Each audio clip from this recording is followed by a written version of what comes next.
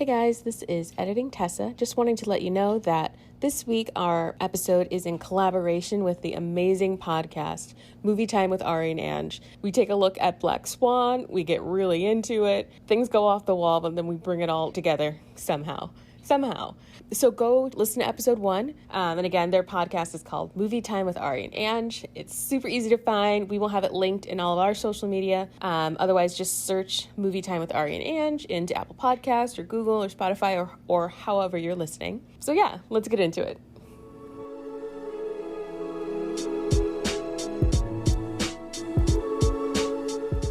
Welcome to SFL. We are a strong female lead. My name is Tessa.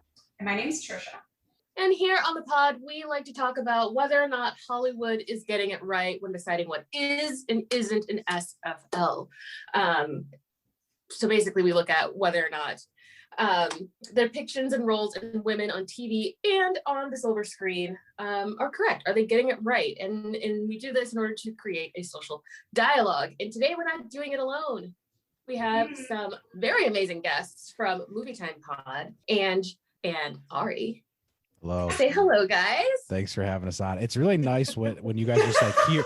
It's like you guys are like, here's what we do, here's what we're explaining. Whereas me and Ariana, we're just like, we've never had an We're just like, no, oh, we've never had an movies? explanation. We just like we watch movies and we just talk shit about everybody who's in those movies or in pop culture. You guys are like, we've got a passion, a drive. Here's our theme, and we're just like, oh yeah, like. Here's what we're watching this week. That guy's ugly. We never say it the same way though. Like our beginnings, we've been trying to like come up with like, maybe we'll just record an intro and then record an outro. Yeah. And we say we're going to do it and we don't. And every time it feels like it's the first time, every time. Well, we have not. I mean, honestly, I kind of like that we have sort of an unrestrained thing because sometimes we're like, oh, we want to just review like Pirates of the Caribbean, and then the next week we're like, we want to do Midsommar. So it's I guess we should probably just give an explanation of what we're doing, what we do. So, we pretty much probably like 1,000 other podcasts. We review movies. Introduce yourself. Oh, I'm Angelo. I'm Angelo. I'm the co-host of Movie Time with Ang and Ari. We watch movies, we watch TV, we talk about pop culture. We're siblings, yeah.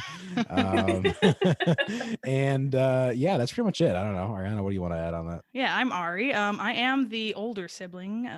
Contrary to popular belief. Yeah. I thought you were the younger, and I don't know why. Yeah. I don't have a reason. Well, Angelo has like the bass tone of the voice, and he carries himself like an older sibling. I feel like I do. Very responsible. We love talking about pop culture. We love doing movie reviews. We have similar enough taste where we're very open to watching things, but we do have some differing opinions on key things where I think it makes a spicy podcast. I think Ariana's less open than I am. Okay. Yes, because I could be like, let's watch a Marvel movie. She's like, never. I will never watch it. And like her birthday episode was for our birthdays, our plan was to do this. So like my birthday was a few weeks ago or a month ago at this point, and I was like, our plan was to pick a movie that one of us loves and we know the other person hates or doesn't like, and make them. That's a terrible idea. So I picked National Treasure, which I love National Treasure, and she hates it. Someone doesn't like National. I hate that movie. I hate that movie. So good. So she did that, and then she was like, for her birthday, she's like, well, she wanted to make me watch Mother. And I was like, I never seen it, but I heard it was terrible. So I'm like, I don't want to watch it, but I'll watch it. And then she was like, you know what? I'm actually going to pick Portrait of a Lady on Fire because I don't think it's a movie you would like watch on your own. And I'm like, okay, if a movie gets hype and it's indie and it's like niche, I'll watch it.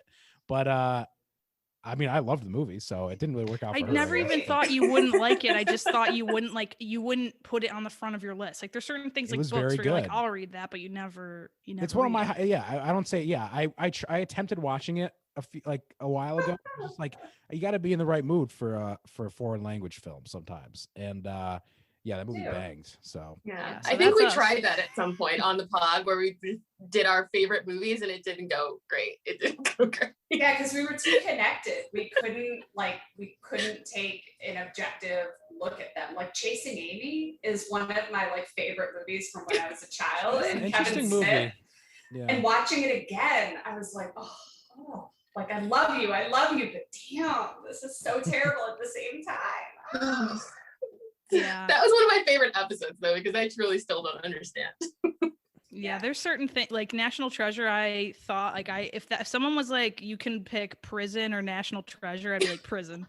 Like I love to watch and summarize. Because like I take detailed notes. So I was like, there's so many clues. There's so many clues. Like that's a bummer.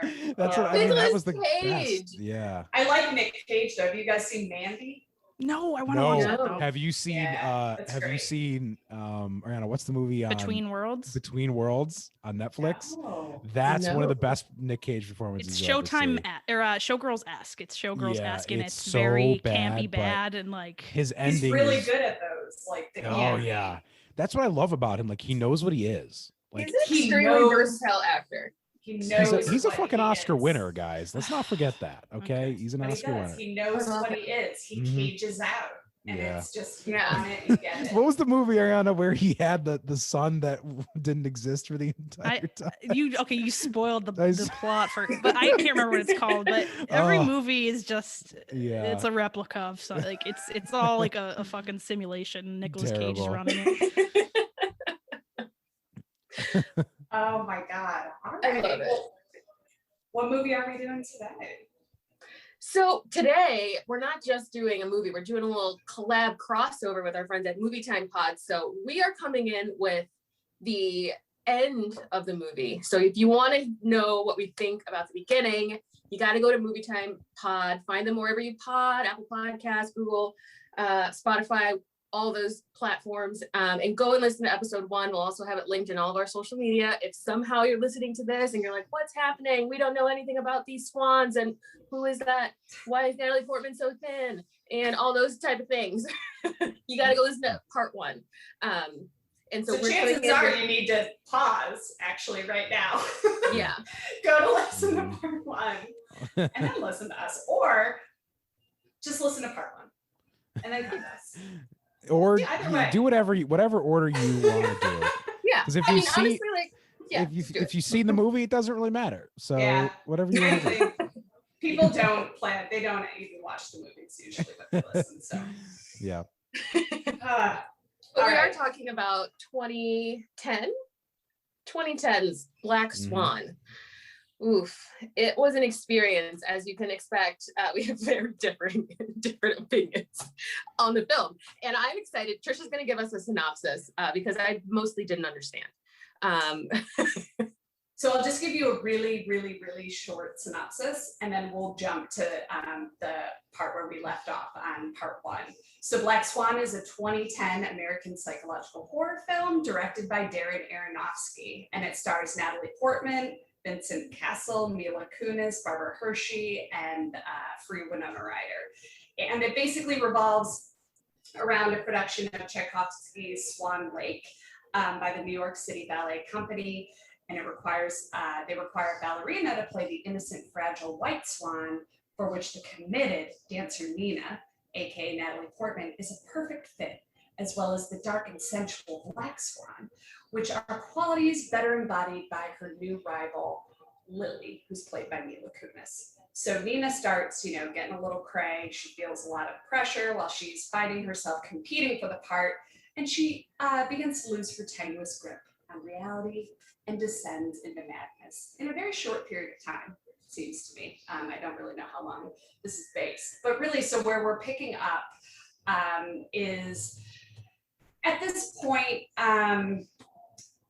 Nina has decided to go out and have a night on the town with Lily, because Lily shows up at her place and is apologizing. So they go to dinner, they do some Molly, and they go dancing. Now, guys, like, what do you think the images are around them while they're dancing in the club? Because I read that it's versions of Natalie Portman. Do you think that's true? Like, were you even able to see? I couldn't really see anything. I got a couple of glimpses of the swan face, which was horrifying. You did? Okay. Yeah. Okay. Yeah. I had nothing. I was very disoriented by that scene. I didn't like it. So I'm like, I know there's something there. Like I'm thinking like, okay, obviously there's something in those images, but I'm like, I'll just let it go. I mean, how much is it going to be? Like, it's already a mind fuck up until this point. Like, is this really going to add that much to my perception of this movie? You know? I thought it was any scene with like the flashing, like the blips of light. You have to be basically as drunk and high as they are to like really ascertain what is going on. So I didn't.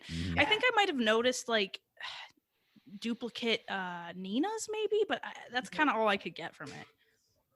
Yeah, I don't think we were supposed to be able to tell. It's just something you nerd out, read about, and then go look at. Yeah. Right, and you'd have to pause. And you'd have to like pause it. Oh yeah. The conspiracy theory. Frame by frame. Yeah. Frame by frame Disney style. You'd have to go in, you gotta see what's happening in those movies. But I like it that she gives her this tablet. I'm reading in this synopsis. Lily offers Nina a capsule of ecstasy to help her relax. And it's like, okay, well, that's very funny because that'd be relaxing, but you're also like really strapping down for a long night and then a harsh come down. But then also she turns it down and Lily puts it in her drink. That's how she then ends up taking it, which like we just gloss by, but like, oof. Right? At least she knows it's in there when she drinks it and she sees it, but still it's like, Lily. Your plan A was to just drug her?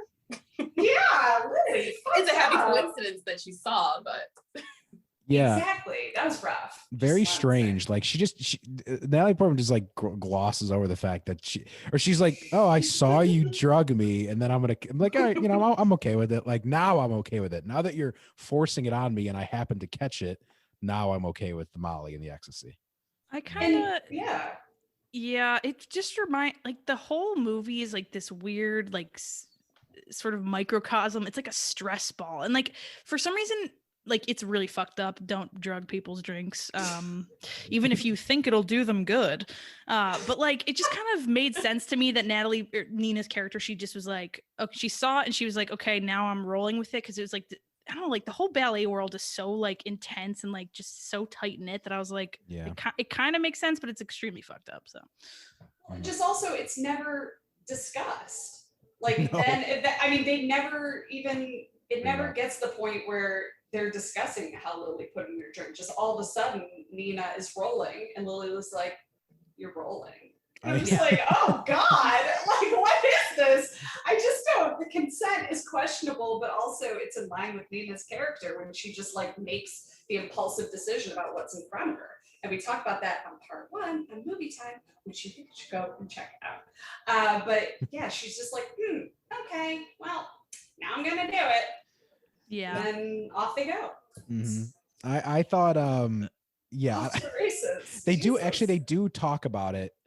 I think like, well, we're getting a little bit ahead, but I think like the next morning when they see each other at rehearsal, she's like, you drugged me and then left in the morning or something like that. And then that's where she gets the like the realization that whatever we're going to talk about soon, that never happened or kind of that kind of thing. So it is acknowledged, but it's right. It's never acknowledged in the moment. And it's you very drugged me and left so in the morning. strange. How about you drugged me? Yeah. But no, you can't leave in the morning after you drug someone, and now she has an issue with being drugged. It was just like very strange. It didn't make sense. But anyways, so then there's some dudes. They're just like dudes at a bar. Sebastian Stan. Yeah. Little teeny baby Sebastian. Yeah. They're just dudes at a bar, and they're just sort of like duding, and then the girls are with them and the guys are duding, and then Nina and Lily go back to Nina's place and it gets like real sexual, and they just go to town and they have this sexual experience that doesn't really feels like it's definitely written by a man.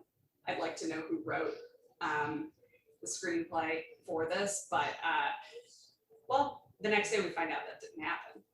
Right. And so now we know that she has fully descended into like now. I mean, she had like some amazing sex in her mind. Yeah.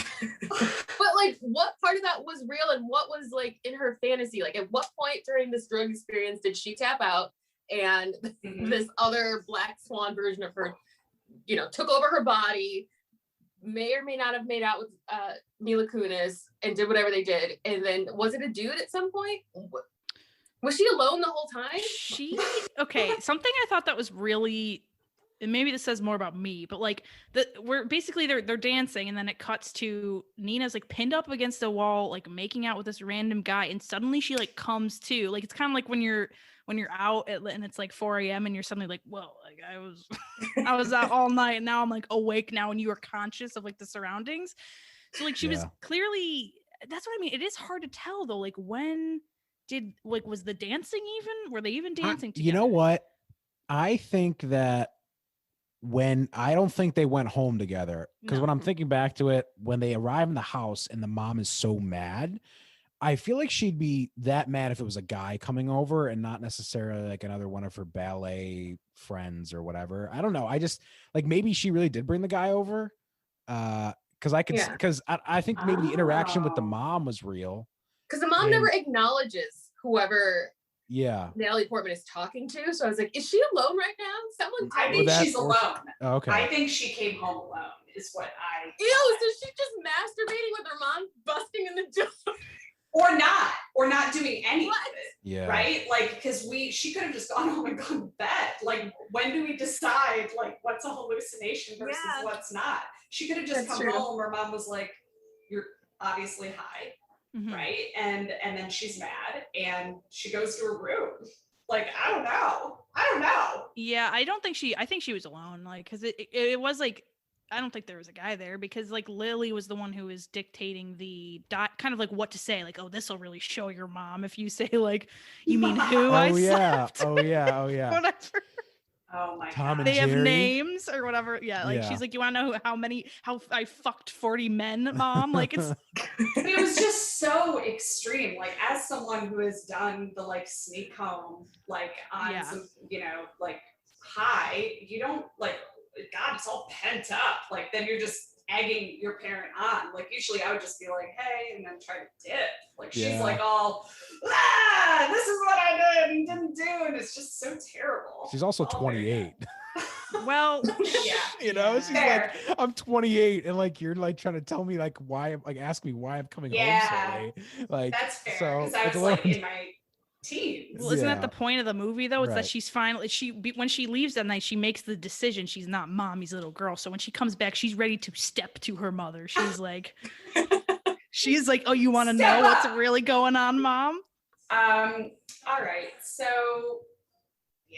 I mean, clearly then she sleeps. And that's where I think that it is, so I don't have any experience with ecstasy, but I've been told that the come down is very harsh. And I do think that's very interesting I do think Lily is sort of sabotaging her in a way to like get her to take that before the performance, the night before. Like, that seems kind of insane to me, but maybe that is the ballet world. Maybe it's work hard, play hard. But anyways, she almost sleeps through the performance, and her mom's trying to keep her home.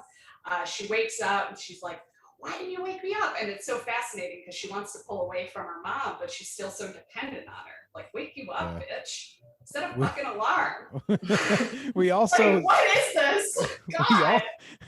We also skimmed over the fact that didn't she wait, maybe I'm skipping ahead. No, was that when she like slams her fingers on the door? Is this later? No, that's that night, but does she do that? Yeah, man, that was savage. Very violent. That seems like her mom's fingers would have been broken. Oh yeah, so I think they were for sure. I can't. And then she makes it even worse later, but that's later. But yeah, she kills her hand, man. I mean, multiple times over. That's yeah. But her mom's also just such a crazy person, man. It's like, chill out, dude. I know. It's crazy. But you don't know what's real and what's not. Yeah. And does she wake up with mittens? I'm trying to remember. Yeah, she does wake up with like the weird like mittens, because the mom's like, you're sick. There's something wrong with you. Mm-hmm. Which like she is freaking out. Yeah. Right. But like I love the the freak out. Fuck you, mom. Why'd you wake me up? I'm going. Like, and then her mom trying to keep her from like the one thing she's wanted. I think maybe like a pep talk or like something, but to just stop her from going. Like, I mean, what could get worse? Well, we find out. This is when she just like takes her fucking hand and she's like, her hand's all bandaged up and she just takes it and she's like, makes it even worse. Oh, right. Her hand is bandaged up in the morning. Brutal. And this is where she mentions, hey, you were just a fucking loser. Like you're not me. You're a loser. Like that's where she's like, you know, your career, like who cares about you? Yeah. I mean, I kind of am sort of like, all of it could have been said in a nicer way, but she's speaking truths. Like, fuck off. Like I don't like when parents say like, I gave up everything for you. Like, I get it, but there's also some personal agency involved in that. You did have a child. Like, don't have a kid then, loser. Don't have a kid. Like, what the fuck? There are options. But anyways, so she was bandaged up. So I guess she did really fuck her mom up that night. So then she goes to the performance and she's ready to go. But when she gets there, she finds that, oh my God, did we gloss over before that Mila Kunis was her understudy? I don't know when we find that out. I think she finds out that. This is when she finds out. Okay. Yeah. Mm-hmm. You can tell we don't go deeply usually. Like, whoops. No, we skip over parts all the time in our podcast, my God. That's for sure. So she finds out Mila Kunis is her understudy, which makes sense, which isn't like, you know, necessarily Lily's fault, but I think it was sort of fucked. She gave her those drugs the night before. But then, you know, she's ready to go. Like, she doesn't want fucking Lily. No way. She did not want Lily, who drugged her and then left the morning after to take over her role. And so she goes on. Oh, wait, no, fuck. Wait, hold on, I'm looking. When does she stab in her head? When does she stab Lily in her head? That's in the middle of it's in the middle of perform, or is it right before she's about to go on, or in the middle of after she finishes the White Swan? Yeah. Okay. So she goes on, she White Swans. She fumbles it. She fumbles, she falls. She comes out and she goes to her dressing room and then, you know, gets into a little bit of an altercation with Lily and kills her, we think. Right? Yeah. Yes. Yeah. Which stabs her. This part, it's just crazy. She's just been like, hey, I'll just kill her. I'm just gonna close the door and go back on stage. Also, there's a lot of points where they're just like, they're like 5 minutes to go on stage, and she doesn't have the costume on, she doesn't have the makeup on. Like, how'd you get that done so fast? She does it so fast. No one's helping her, which I'm kind of like, don't they have people makeup artists? In theater, they do, like in musical theater, and like you have quick changes and stuff, with this kind of makeup. And I do have to say, I love the makeup when she's doing the White Swan and the Black Swan. I'm just kind of like, I mean, it in terms of just, it looks stunning. I mean, I don't know, just the costumes. I think it looks great. The makeup was the thing that really took me out of it, because she looked so much like the Conjuring nun, and I was like, is it the same? Are they related? One of them was from San Francisco, so I was like, maybe they're in the same universe. We're all in the same Conjuring universe somehow. They're all in it. I mean, it's crazy. She looks wild. I think, cool. Something I really was having an issue with was like how white face. Well, first of all, her bloodied eyes, but like the way that she is so quick to, I guess, like in her little like imagined scene, she imagines that Lily is choking her, but it's like really herself. Yeah. Right? But she quickly goes to like, I'm gonna kill you. That was like, a Fight Club. It was a Fight Club vibe. Yeah. You know, that was visceral when she's just like crushing her neck. I'm like, slapping her against the mirror and like, How did no one hear that though? Your star actor or dancer is in a room and you hear a huge crash of a full-size mirror. No one is concerned. Well, here's the thing. We don't know how it happened, you know, because again, like what happened and what didn't. We know that she stabbed, instead of Lily, she stabbed herself. But like with what, or like did she have that whole commotion? Like I mean, I don't know. I don't know what it is. Did we skip over the part when does she in her room, like when do her legs start snapping and she gets the feathers on her back? Like when is that? That's you know what I'm talking about? Dance. That's before. Yeah, it's definitely before the dance. Yeah. Yeah. It's definitely before she even goes out on like into the ballet. I think she's in a room, but I can't remember like how is her because her mom. I remember her mom is again trying to get in the room, but I just don't remember. Like they blend so much together because there's so many times when it was in her room. After the night where they're all drinking, so she goes to the rehearsal the next morning. Yeah, and she's like, "No, not Lily. Anyone but Lily." And then she goes home, and then wakes up, or she goes home and freaks out, and then and she visits Beth too in between. So wait a second. So she does not find out that Lily is her understudy. She does. She does. That's why she goes to visit Beth. Yeah, but that's also the day she goes to visit Beth when she finds out that Lily is her. Because she's like, I understand now. She's like, oh, let me give you back all your belongings. I understand. And then she goes back and so she did. Whoa. Okay, well that's good. I thought she stabbed her understudy before. What? Okay, I don't get that either. Did what was going on with the Beth scene? I don't know. I assume because she had the nail file. Yeah. This is where Mr. Aronofsky put maybe a couple too many of these, like, did it happen or did it not happen? Because it's like, how do you really keep track of what the actual plot is at this point, you know? Mm-hmm. Like, because then she just starts stabbing her own face repeatedly. Like, did she stab her in the face like that? Like, I don't think she stabbed anybody. But she had a bloody nail file, so someone got shanked. But was that an imagination too? That's what it would have been interesting if he had inserted one scene where you saw outside of her perspective or something, or like you could see it, but it is really hard to track. I mean, I guess that's also probably what he was going for, is like he legitimately doesn't want you to know what's going on. But that scene always did confuse me because I'm like, did she even visit? Was Beth stabbing herself? Like, what is going on here? Yeah. Right. Because the reality, let's say she did, the reality never catches up to her except for at the very end. Like the cops aren't looking for her. Like if she killed Beth, you know what I mean? Like, so you have no indication. Right. Fuck. Yeah. All right. I forgot about those scenes too. I did too. And I don't know, like I'm looking at this little synopsis. They don't even put those in. It's very fat. It's all very crammed in at the end. Yeah. Cool? And there's just there's so many scenes where Natalie Portman is in a room in her house, barring the door, and her mom's trying to get in, and they just all blend together. Like oh my God.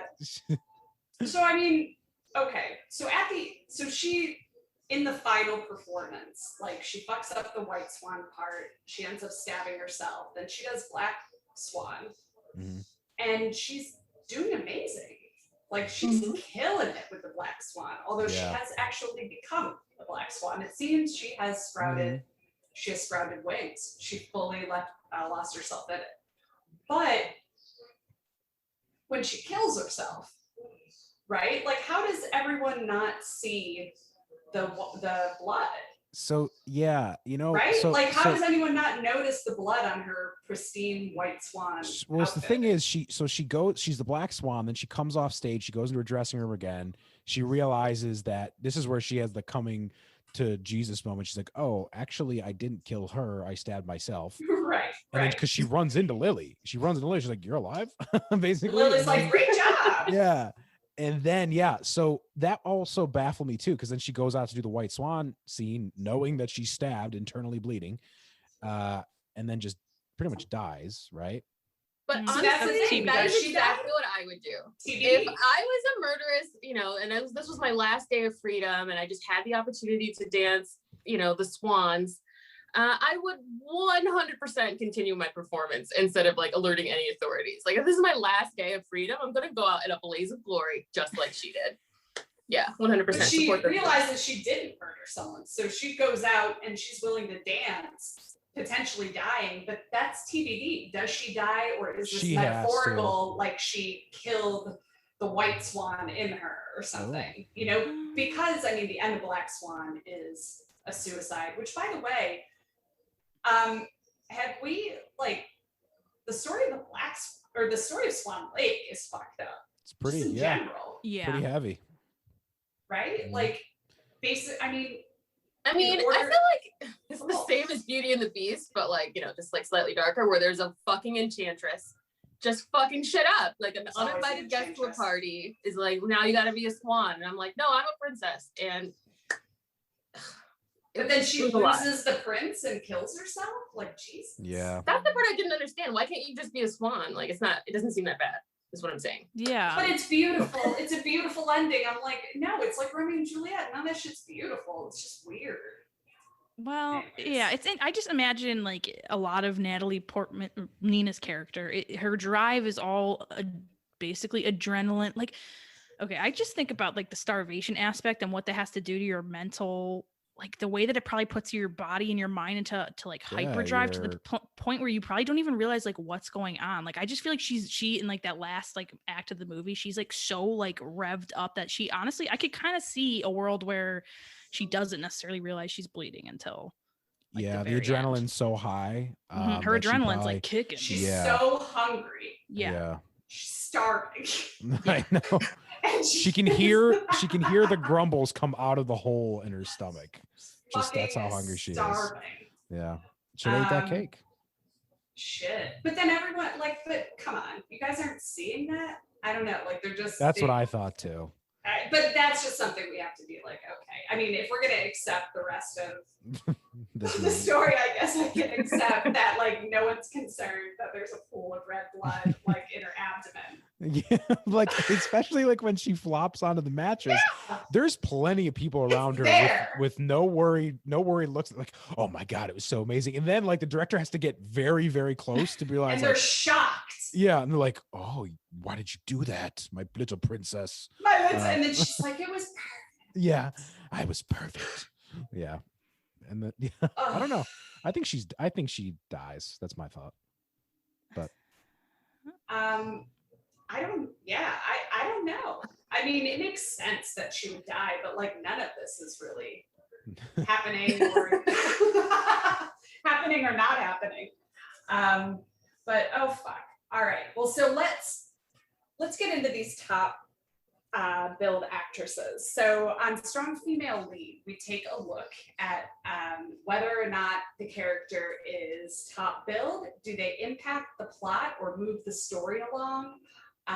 Or do they have agency? So they need those three criteria. They need to satisfy three criteria in order to be a strong female lead. Tessa and I disagree all the time. We've been agreeing lately on our SFLs, which is interesting. But I am we like to give this to our guests first, just to put on the pressure. So Ari, okay. Yeah. SFL or not, what do you think? I really struggle with the issue of agency in this. That's kind of where I'm wavering, because I don't know if she has agency if she's constantly like on the brink of a fucking mental breakdown. But if I do think about it in the context of like, even though she does certain things for Toma, like that are sexual, I think that her desire to be the Black Swan supersedes any of her other wants. So in that way, it's very like she's just kind of trying to like meet the end, like by doing whatever means necessary. And like, I kind of feel like it doesn't really matter who he was. She was going to do whatever it took. So it's like very self-serving. And that way I'm like, okay, I approve. I think she's an SFL. But the agency thing is something I'd like to hear, your take on. Is it me next? Okay. I think that she is a strong female lead, and I think that she does have agency. Yes, she's in a terrible place, mentally, physically, but the reason she's in that place is because she has that drive, whether it's right or wrong, to be like the best, like in ballet, and like, get her, be the white swan and be a lead and get out of the ensemble. So like, to me, I think she's a strong female lead. Yeah, I think so too. I mean, definitely top billed.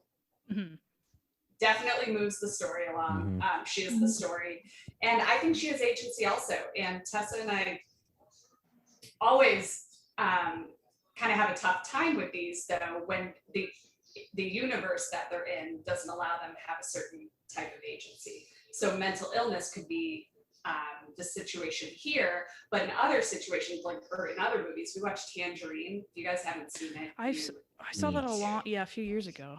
So good. And it's about sex workers and how much agency do they have necessarily in this situation, because they basically have someone owning them, but they do still like assert agency within the situation they're in.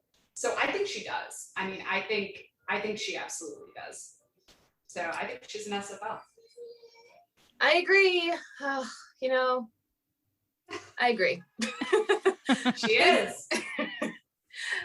Yeah, I think she does all the things. She's top billed. She moves the plot along. I think her agency. I think there are enough moments of her exerting her agency to give it to her, even though she is in the larger framework of possibly having a mental illness. Especially when you look at the scene where she's in the bar watching them drug her, and I was like, you could have chose no. That was there's no reason you didn't choose no. Yeah. And going and dolling herself up, stealing. I'm like, okay, these are all moments where you're choosing your actions and accepting the consequences, whatever they may be, as the story progresses. So 100%, I think she's an SFL.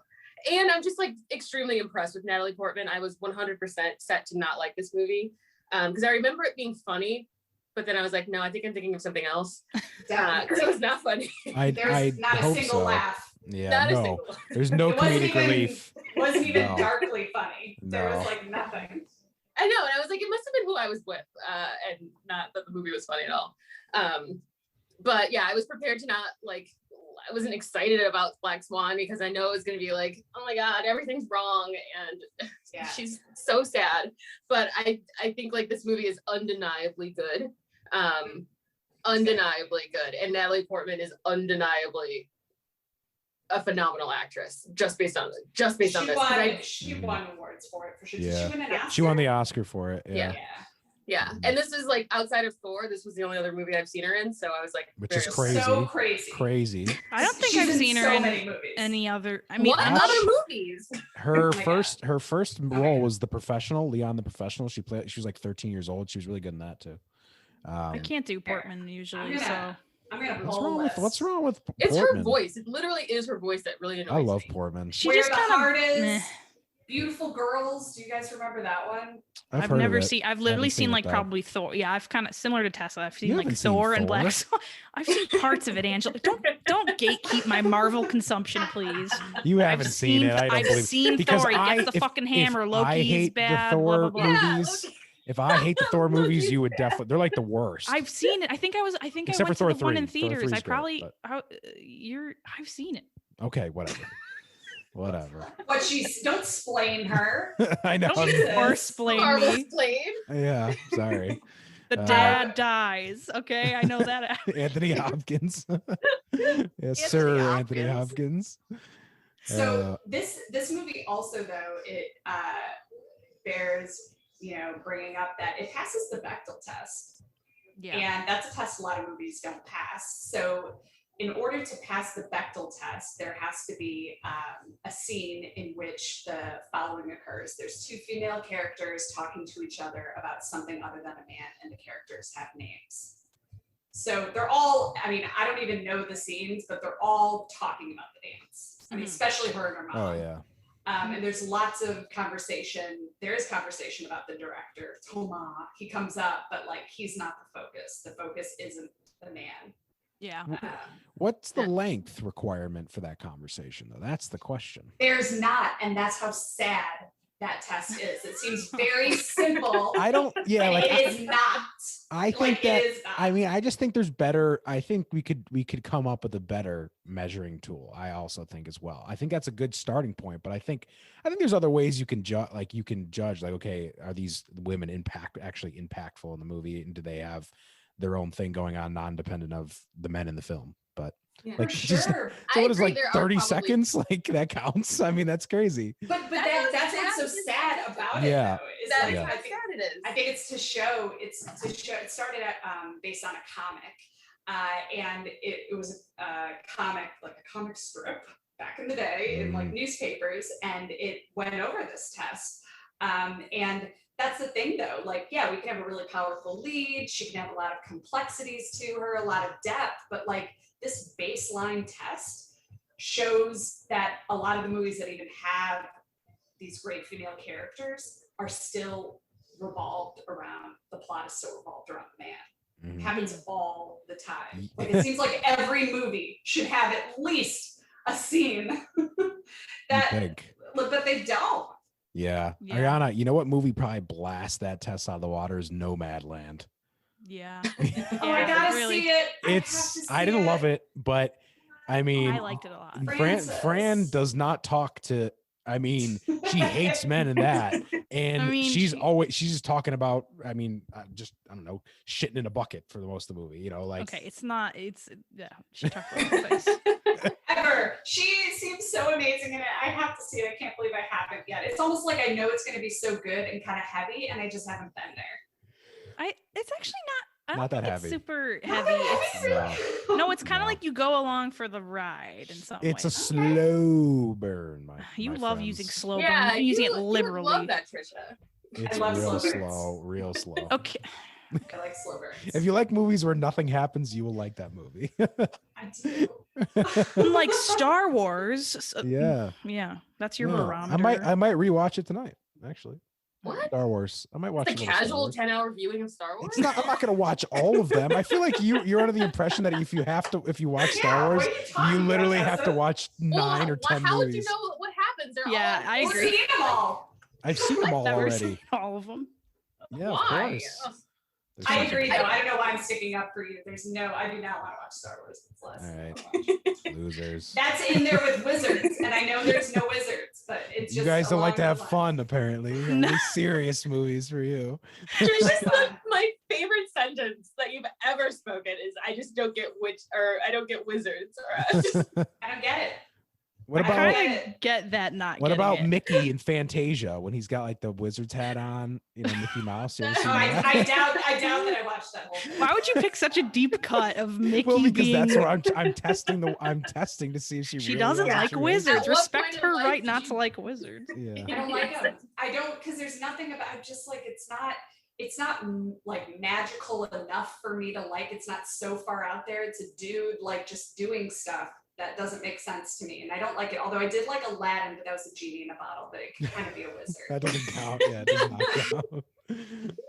But I know it's a thing. I'm put off by them all.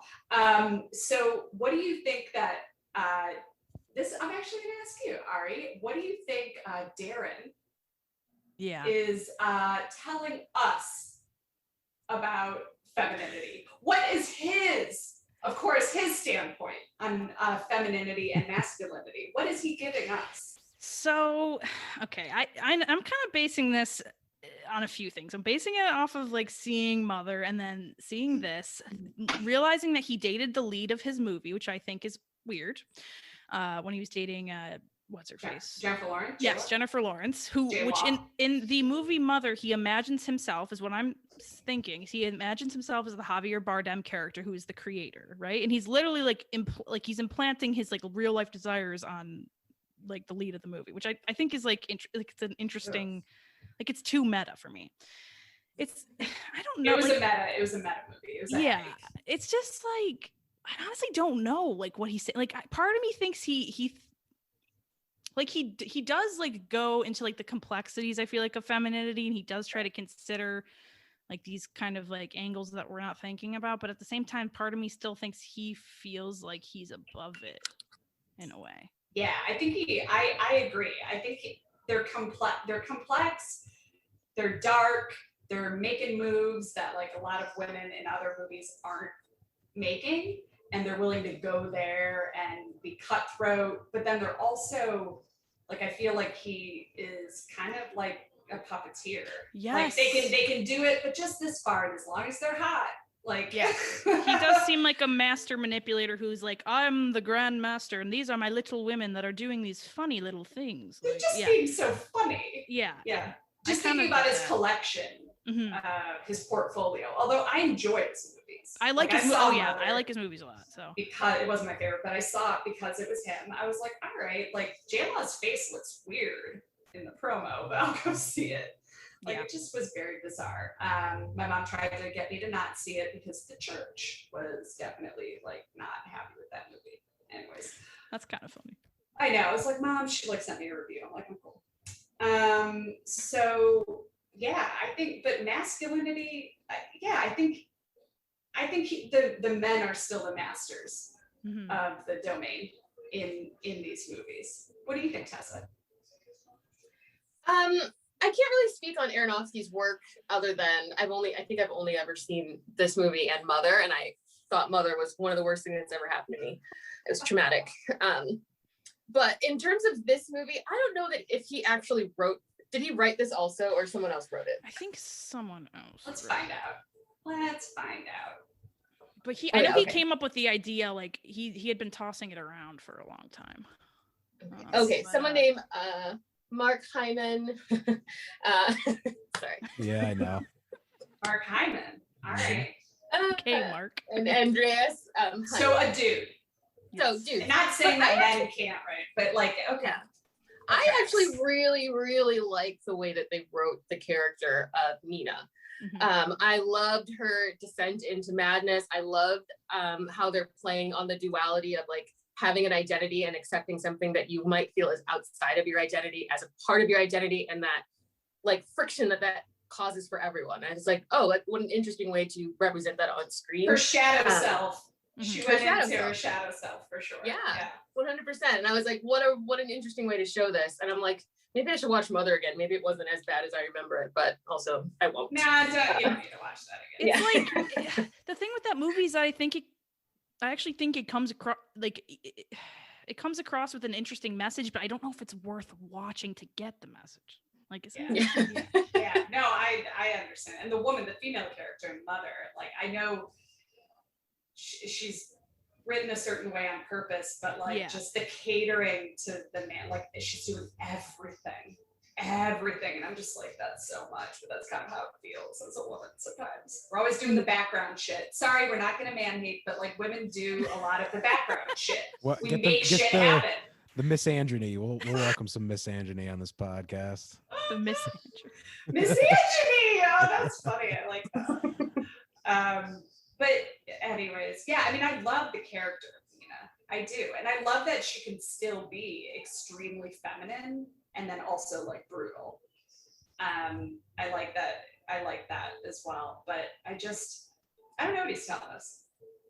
Yeah, I thought Mila Kunis's character was interesting. I felt like we weren't supposed to like her. And I was like, but she seems the most alive of the characters. Like, she is flawed. She's obviously like after her own dreams, is kind of cutthroat about it, whereas juxtaposed against Nina, who is supposed to be like meek and mild, and we're all supposed to I don't know. And also the voice, the whole like pity me femininity is so small and must be like preserved and like must be like a cage built around it or enshrined in some way.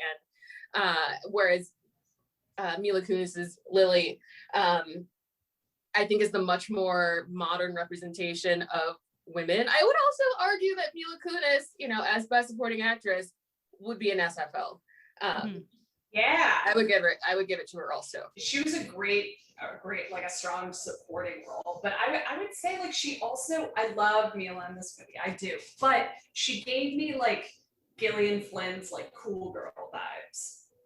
From like Gone Girl, just the effortless, like, that I'm great at this and I'll still be a good fuck and I look like this in the morning, even though like I was rolling all night, and I'll be this and I'm great and I'll probably belch around you, it'd be so cool, blah, blah, blah, blah, blah. I agree. Just a little bit of like that, just it's not there, right? Like I'm cool, you sleep with me, you sleep with everyone, like we're cool girls, like she just gave me that kind of thing where I'm like, I also feel like that's Nina's perception of everything that Lily did. It's not necessarily what Lily did. Because I was like, talking to two boys isn't like this like, ooh, vampy thing. It's just speaking to two men in a bar. But from Nina's perspective, it's like, oh my God, you harlot. Like, how are you doing? She was like, oh, Tom and Jerry or whatever. Like, she was. Yeah, she was taken aback by the concept of talking to strangers at a bar. Yeah, I know. I was kind of like, God, like that was like every night in my 20s. I know. It's like she's like, you could just go up to them and talk to them. Like, yeah. At 28 years old, she hadn't figured that out yet. At 28, I was like trying to do it less. Yeah. And she was like just starting. Oh God. All right. Do you think that this role of Mina empowers or minimizes women? And do you think she reinforces stereotypes or not? Anybody? And also, Ange, what do you think about is femininity and masculinity? Sorry, we need to ask. I am fine as the man. I am fine sitting in the background for that discussion. No, I want to know your perspective of the masculinity of it all. Yes. I would say once I see the lesbian scene, everything's thrown out for me. Like, I just think like that was such a porn scene and not like a necessary scene that it was porny. Yeah, it was like to me, it's like I said, it's not.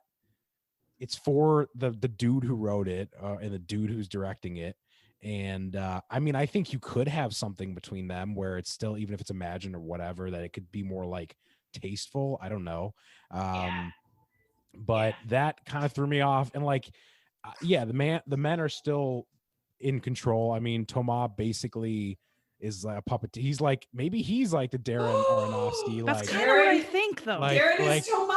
Yeah, basically just like fucking around with Natalie Portman the entire movie. So, well, he did do some weird shit. He tried to like get them to not like each other, so he would try to. He would kind of send texts to them separately, like kind of trying to get them to hate each other during the filming. So actually, now that I think about it, full on puppeteer, but then it didn't work because they were friends before.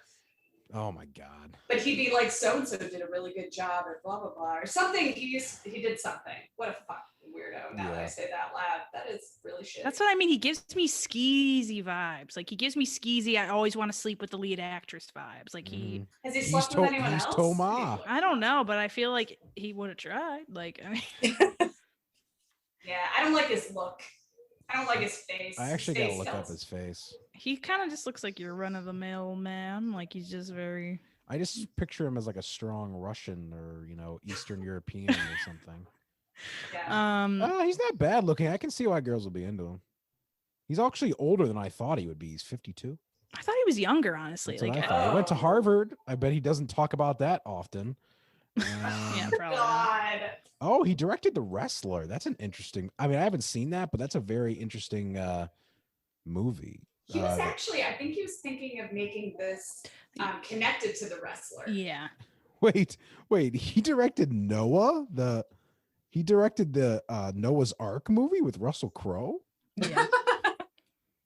That had some actors in it. It had Russell Crowe, Jennifer Connelly, Emma Watson, and Anthony Hopkins. He's big league. Like, people want to work with him because his stuff is sort of, it's artsy, but it's like commercial. Crazy. But I don't know. Yeah, he's fine. And now that I know Harvard, he probably does talk about that. He's got to be absolutely, just watching Mother and knowing that, he's insufferable. I'm sure he's insufferable to talk. Oh my God, he did Pie? Forget it. All right. That was a mind fuck. I didn't get it and I couldn't keep watching. He makes a good movie, though, I'll say that. So. Oh, shit. Okay, well, do you think he empowered women? Reinforced any stereotypes? I think some stereotypes, definitely, because who knows if he worked with he did work with real dancers in that they were, they were the body doubles and stuff like that. I mean, they're in the film, but like, I don't know. My guess is that if I spoke to someone who worked for a ballet company, they would be like, fuck that. And be like upset about this movie. Yeah, there's a lot of ballerinas who were not happy with it. Yeah, according to the wiki article, I didn't do like a deep dive, but I mean, I could see it. Like, he's just like a guy who doesn't know what he's talking. I mean, that's kind of the case with like anything. You obviously have to do your research and like if you want to make something. But I could see how that would be annoying if it's like this is literally my life. I'm a ballerina, and you're just like putting it out there as like a little drama piece. But it's hard for me to say, like, it's such a specific representation of femininity. It's hard for me to say if I feel that it kind of depends on the viewer. Like, do people watching this think that that's what a woman is like starving herself and sort of like perform? But it's like the women are all performing for the other women in the movie. They are. Yeah. It's like empowering. yeah, it's empowering in that they're imperfect. Mhm. And they get to make mistakes, which a lot of times women in the films we watch, they don't get to make like the big mistakes the way the guys do. But yeah, I don't know. I think the intensity in which these dancers, go about their craft is where I find like my flaw with this director. And I was like, if this was anything else, something that was more masculine dominated. So like if this was Wolf of Wall Street, we wouldn't have the same view of someone being intense about their job or, yes, they do take it to a toxic level with bulimia.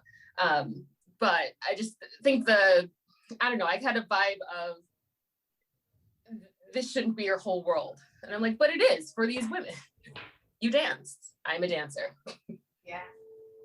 I would just say the direct parallel for if this was, a male sport or like, a male dominated sport would be wrestling. So like high school and college wrestlers, like they have to like cut weight in like a week, and they'll wear like trash bag suits, and they won't eat for the entire day. So like that, not saying that it would be treated the same, because it probably wouldn't be, it would be like, oh, they're so dedicated. But that would be like the parallel, I think, like the perfect parallel in terms of like what they're actually doing on a day to day to like succeed in their sport. But as far as like stereotypes, yeah, I definitely think it enforces some stereotypes. I think like the more prevailing stereotypes that they're trying to like get you to pay attention to is like the ballet stuff, right? Like I feel like that is more overpowering than anything, I guess, right? I don't know. Well, I'm just thinking of like, I know I keep bringing up Mother, but it seems like he's calling attention to craft though in his work, which I view this as more of like a thing of like, what ends do you go to like, if you're a person who's driven creatively, like you will work that hard. It will take first priority. So yeah, I think the femininity is almost like maybe it's like not the most prevailing theme. Like, you know what I mean? No. Like maybe not the first. I don't think he was thinking about it. Yeah. No. Yeah. When he made it. Do you know what I mean? I think any of it that is coming out is just we're looking for it or seeing it, or maybe it's unintentional. But yeah, I don't think he's like, how am I going to portray a woman? Yeah. In this, he should have shown more of them smoking cigs, because that is something that I've seen. Almost every ballerina I know. Yeah. Smoke cigs. Why do you hold out on that one? Did everything else. All right. So Tessa, I'll start with you. What would you rate Black Swan? I would give this 4 out of 5. It's extremely well acted. I mean, yeah, I think if you're a fan of ballet, even though it's the scariest dance, you would like this. I think that if you're a fan of Natalie Portman, which is shocking because, just Thor in this. Oh my God, they should have named it The Scariest Dance. That would have been a great title for the movie. Exactly. I think this is well worth the watch. Like, you're never going to regret watching Black Swan. Like, it is extremely well made. And yeah, this is the second Aronofsky movie that I've seen, and I will give credit to Mother in that it is visually stunning, and it is a story, again, that's well told. I just didn't care at the end. Like, but this one I did care. It is slow going. It took me a little while to get into it. But it is well worth the ending. And I also think that Mila Kunis did a phenomenal job in the movie. So go ahead and watch it. I give it 4 out of 5 also. I do like the way he makes films. They're very, very, the tension is high throughout. And I like how he does that. Yeah, I give it 4 out of 5 also. How about you, Ange? Okay, this one's tough for me because now that we're talking about it, I want to rate it a little higher than I did because when and it's not that I didn't enjoy it. Like, I definitely enjoyed it. Well, here's the thing. There's just so many visceral parts of this movie that are uncomfortable for me to watch that it affects my rating a little bit, where I'm like, I don't really want to watch that again, even though like it's very well acted. The plot is, or the story is so unique, et cetera, et cetera. So like initially I gave it a 3.5 out of 5. But don't change it because of us. I don't know, because I do really like the premise of the movie awesome. And the acting. It's just like there's just so like there's just so many gross things that just make me cringe that it's sometimes I'm like, and it's like I mentioned, there's just a little too many of like too many moments of what's real, what's not real, where I'm like, I need some sort of common thread and I don't know where to find it. So that's my rating, 3.5. You always do that though. You're like, after talking about it. Okay, but if you are coming from our podcast and coming here, my rating out of 10 would be 7.3 out of 10. Okay, the fucking decimal. They might want to hear both. Okay. Yeah, I'm giving it a 4.5 out of 5. This kind of movie is my wheelhouse. I love dark movies. I like when you don't know what's real and what's fake. Like one of my favorite movies is Midsommar. It's very comparable. So, all right, we need to talk. Our taste is totally the same. I've dragged Tessa through Midsommar. She hated it. I thought it was amazing. I see why people hate. Like I could see. Like I totally get why like people hate it. Like it's very much. I feel like it's just. I love a dark movie. I love. That is. I'm very into like a creator who will go to any like I love like a Whiplash. Like I love this movie. It's stuck with me for a long time. Like when I first saw it, like I was like, whoa, this is intense, and it's still an amazing movie. Like watching it, like I don't know, probably my 4th time seeing it, and like it's a good movie, and I'll give it an 8.8 out of 10 if we're doing 10 scale. 8.8. Jesus. Jesus. Ariana rated it. What did you rate 10 things I hate about you? I don't know. I gave it close to a 10. Yes, she's like 9.5 or something. All those movies based off Shakespeare get a 10. Like I mean, yeah, those are hell yeah. Okay, that's pretty high, but yeah. I love that. Well, why don't you tell our listeners, if they haven't already listened to the part 1 of this, where they can find you? Yes, you can find us in lots of places. Probably too many that you probably don't really need, but you can find us on Spotify, Apple Podcasts, Overcast. I think Google Play. There's a couple randos in there. If you listen on Anchor, which I don't think anybody does, you can probably find us there. We have a TikTok. We have an Instagram. We have a Twitter. We have a Facebook page. What's your Instagram? Movie Time Pod. Yeah. Yeah. How do we get that handle? It's actually I think there might be an underscore somewhere. I actually can't even. I'm gonna check right now. It's Movie Time _pod. And we're working on a new logo for our Instagram. Like we kind of just like rushed as fast as possible. We basically took like a clip art and just like put it in there to get something the there. Picture? Yeah. So Ariana funny. needs to make something happen there. A lot of pressure. That's where you can find us. That's where we can be found. I'm sure we'll be promoting each other. Yeah, we'll be blasting this everywhere. So some cross promotion will help you find us that way as well. Right. Well, you can find us at Strong Female Pod on Instagram. Yes, and tweet at us. We are on Twitter. We love to have your suggestions for movies and TV shows. I think next month we're doing movies with women and sports. So I'm ready to cry. Interesting. And so that should be interesting.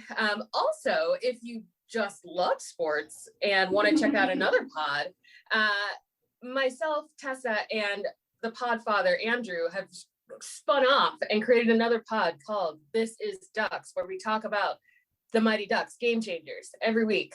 New episodes on Sundays. Trish is coming on for an episode, so it'll be a nice little crossover there. And yeah, if you just love Mighty Ducks and all things 90s Disney, this is the podcast for you.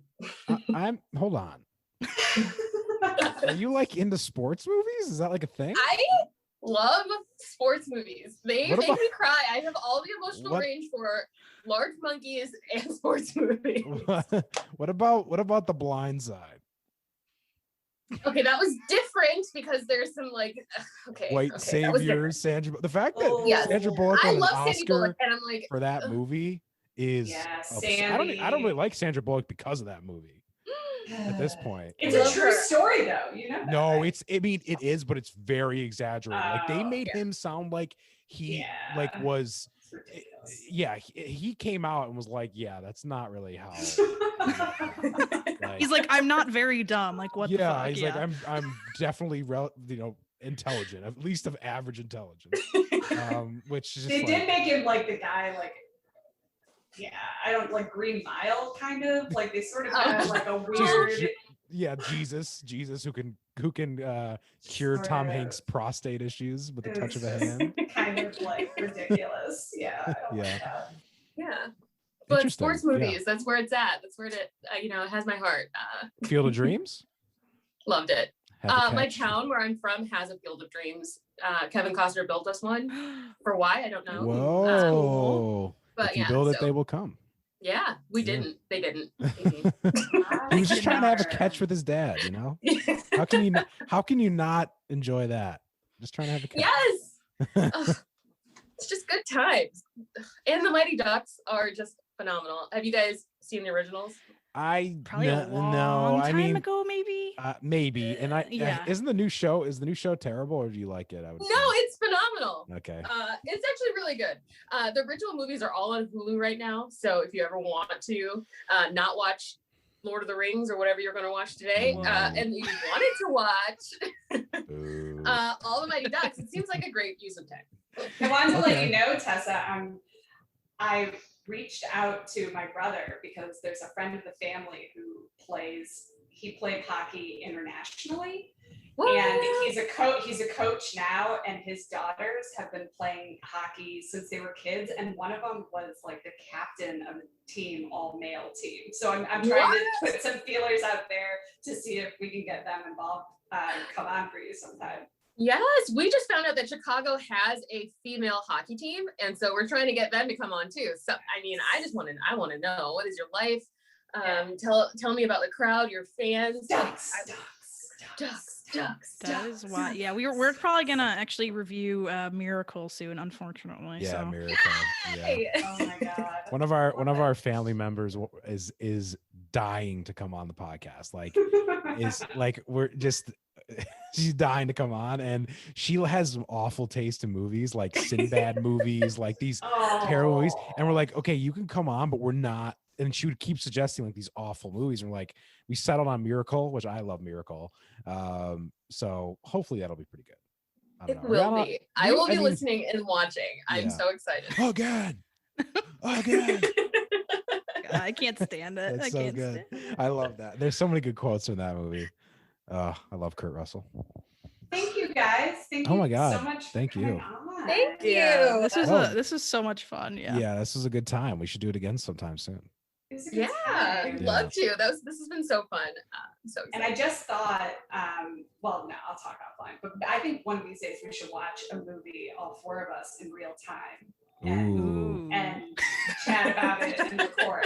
Oh man, I talk so much, so sorry, but we will talk. We actually kind of already do that. So not in a podcast form, but me and Ariana, and then our other sister and one of our close friends, pretty much almost every week we watch a bad one of those like a Showgirls type movie every week, and it's like.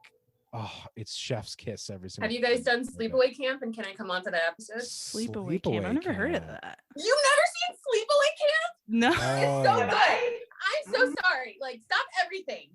Forget my earlier suggestions of films. Watch Sleepaway Camp. Is it a bad movie or is it a good movie? It's horrible. Okay. It's the inspiration for Wet Hot American Summer, but it's horrible. We might have to, also, I mean, do that soon. It's so good. It's so scary. But in a funny way, it's so good. Camp. Yeah, we're gonna have to put this into our research. It's so good. Interesting. Oh man, you're gonna be so excited. Tell me after you watch it. I think we want to do. I kind of want to do. We were talking about. I think we should do Whiplash next week. To be honest. What is Whiplash? Miles Teller. J.K. Simmons.